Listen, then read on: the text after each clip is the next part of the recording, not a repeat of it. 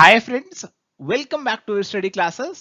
तो my dear friends, आज की 5 एमसीक्यू सीरीज में आपके साथ डिस्कस करेंगे कुछ इंपॉर्टेंट सवाल जो कि जुड़े हैं एक बहुत ही इंपॉर्टेंट टॉपिक से। एनवायरनमेंट पोल्यूशन से जुड़े सवाल आपके साथ आज डिस्कस करेंगे। तो आइए अपने डिस्कशन को स्टार्ट करते हैं। तो आगे बढ़ने से पहले ब्रीफली आपको हमारे कोर्सेज के बारे में बता देते हैं। तो माय डियर फ्रेंड्स, हमारे पास आपके लिए कुछ स्पेशलाइज्ड कोर्सेज हैं आपकी प्रिपरेशन को आसान बनाने के लिए। यूजीसी नेट एग्जामिनेशन की बात करें तो उसके लिए आपको पेपर 1 कॉमर्स और मैनेजमेंट के कोर्सेज मिल जाएंगे। आरपीएससी जो एग्जामिनेशन हमारा है असिस्टेंट प्रोफेसर का, उसके अंदर एबीएसटी, ईएएफएम और बीईडीएम का कोर्स आपको मिल जाएगा। और यूपीएचईएसी का कॉमर्स का जो पेपर का कोर्स है वो भी आपको हमारी वेबसाइट से, हमारी ऐप पे मिल जाएगा। विजिट कीजिए हमारी वेबसाइट पे या फिर हमारी ऐप पे और डिटेल्स के लिए। तो पहला सवाल हमारे सामने है, which of the following statements is are true about pollution and pollutants? Pollution is defined as an addition of undesirable material into the environment as a result of human activities. The agents which cause environmental pollution are called pollutants. Pollutants may be defined as a physical, chemical, or biological substance unintentionally released into the environment which is directly or indirectly harmful to humans and other living organisms. तो pollution और pollutant से जुड़ी आपको 3 statements दी हैं। आपको क्या लगता है, ये स्टेटमेंट सही है या इनमें कोई छोटी मोटी गलती हमने कर दी है? तो स्टेटमेंट्स को ध्यान से पढ़ना जरूरी है। ऐसा नहीं आपने जंप कर जाना है आंसर पे कि सभी सही लग रही हैं। जंप नहीं करना, सभी स्टेटमेंट्स को एक बार ध्यान से पढ़ो, समझने की कोशिश करो और फिर अपना जो आंसर है वो आप मार्क करो।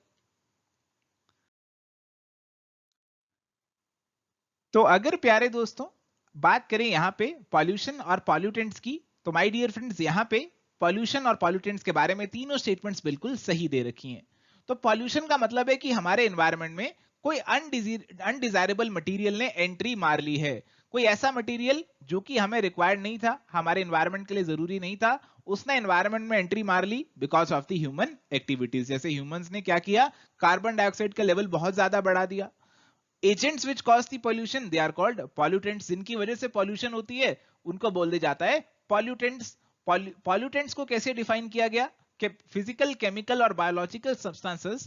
तो आपकी फिजिकल सब्सटेंसेस भी हो सकती हैं, कुछ केमिकल्स भी हो सकते हैं, कुछ बायोलॉजिकल सब्सटेंसेस भी हो सकते हैं जो कि जाने अनजाने में एनवायरनमेंट में रिलीज हो चुके हैं और डायरेक्टली या इनडायरेक्टली हमारे ह्यूमंस के लिए और बाकी लिविंग ऑर्गेनिजम्स के लिए हार्मफुल होने वाले हैं। तो आंसर है option number D.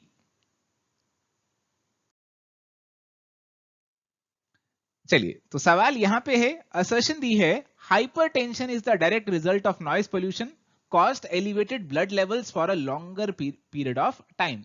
According to World Health Organization, sound level less than 70 decibel are damaging to living organisms regardless of how long or consistent the exposure is. तो noise pollution आप जानते हैं कितना खतरनाक है, उससे जुड़ा हुआ सवाल ये आपसे पूछा जा रहा है। तो ध्यान से पढ़िए स्टेटमेंट्स को और फिर ही अपना आंसर जो है वो डिसाइड कीजिएगा।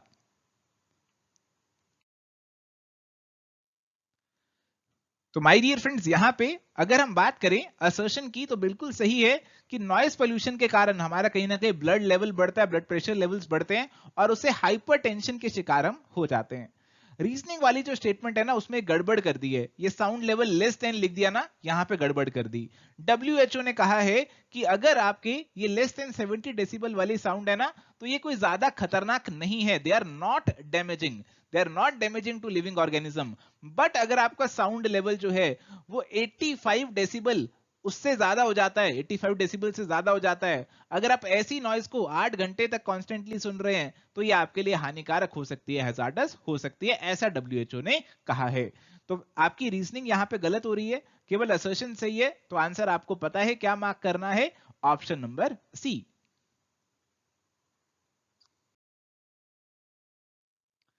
चलिए, सवाल है, consider the following statements and identify the correct code.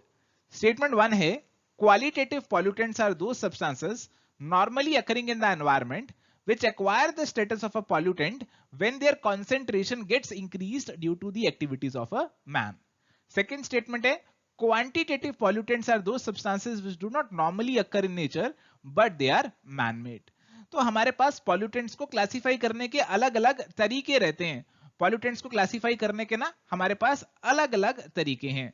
तो जैसे हमारे पास एक तरीका है प्राइमरी सेकेंडरी पॉल्यूटेंट्स करके करते हैं, एक पॉइंट सोर्स, एक नॉन पॉइंट सोर्स, ऐसे करके क्लासिफिकेशन करते हैं, एक आपकी क्वांटिटेटिव और क्वालिटेटिव वाली क्वालिफिकेशन जो कि यहां पे सवाल में पूछी जा रही है। तो ये क्लासिफिकेशन के बारे में स्टेटमेंट्स बताइए, सही लग रही हैं आपको या इनमें कोई गलती लग रही है? तो माय डियर फ्रेंड्स, आपको गुमराह करने के लिए हमने इन दोनों स्टेटमेंट्स को उल्टा कर दिया था, बट उम्मीद करते हैं कि आप यहाँ पे इससे गुमराह नहीं हुए होंगे, आपने अपना आंसर बिल्कुल सही मार्क किया होगा।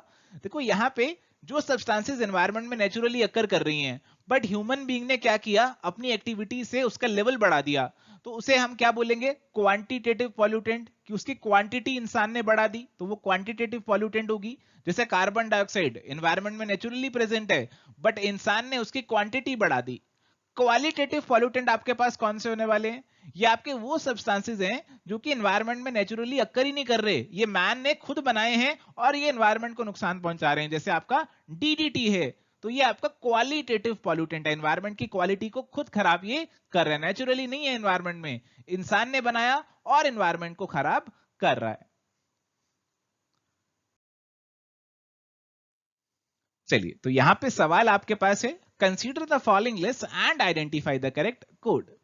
Ghost fishing, dead zone, oil spill, algal Bloom, आपको करनी है इनकी मैचिंग। देखते हैं आप सही मैचिंग कर पाते हैं या फिर नहीं कर पाते।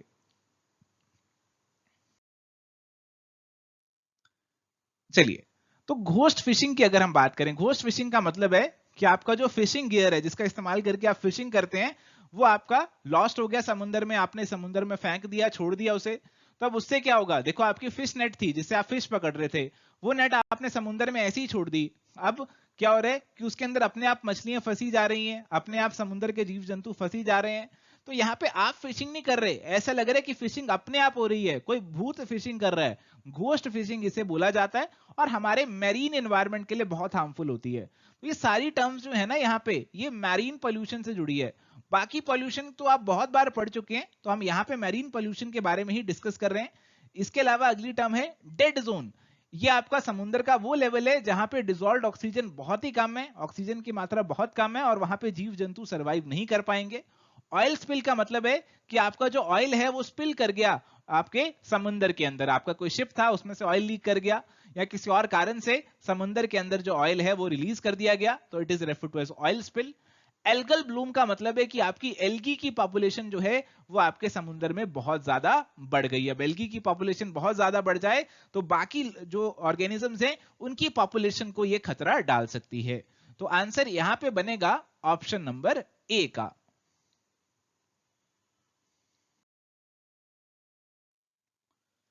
चलिए, सवाल है, which of the following is are correct about phases in industrial water treatment.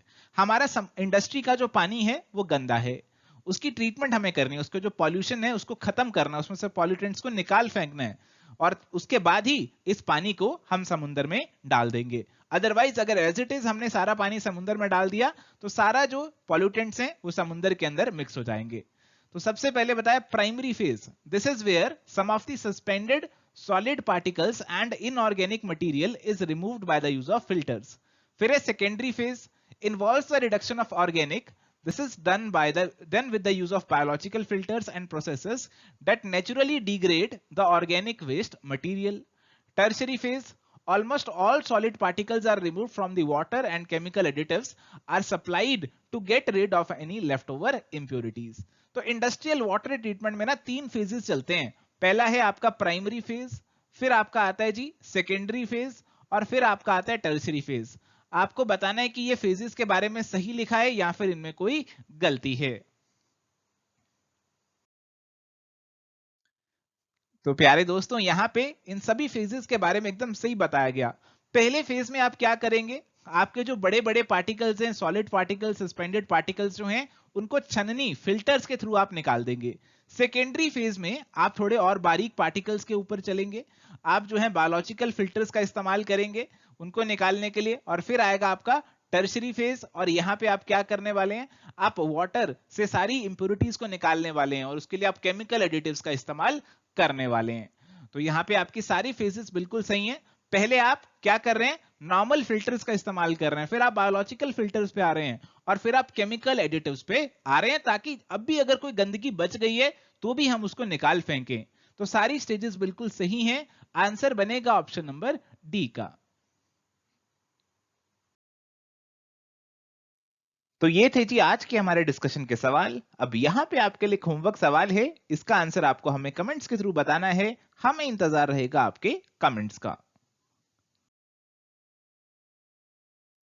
So thank you my dear friends, ये था आज का हमारा डिस्कशन। अगर आपको आज का वीडियो पसंद आया तो इस पे ज्यादा से ज्यादा प्यार दिखाएं और हमारे चैनल के साथ जुड़े रहें। Bye bye, take care, all the best.